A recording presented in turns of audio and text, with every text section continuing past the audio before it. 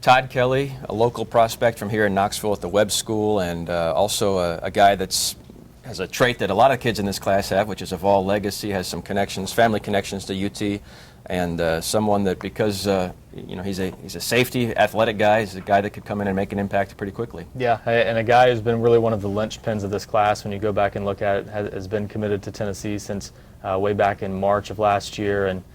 you know, has been, you know, recruiting a lot of the other guys that ended up joining him in the class. When you look back at just how many he helped recruit, it's a pretty long list. So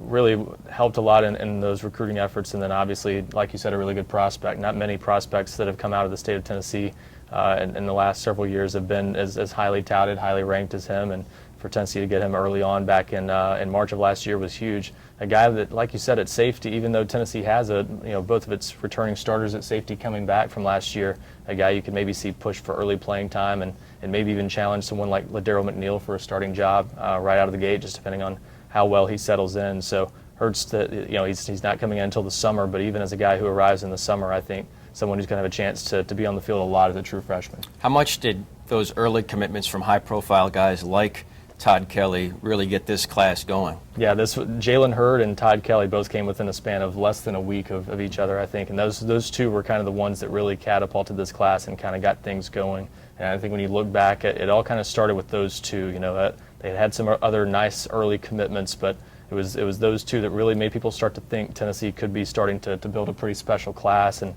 they kind of got the ball rolling in terms of this being thought of as a really good first full recruiting class for Butch Jones' staff, and Todd Kelly was certainly a big part of that.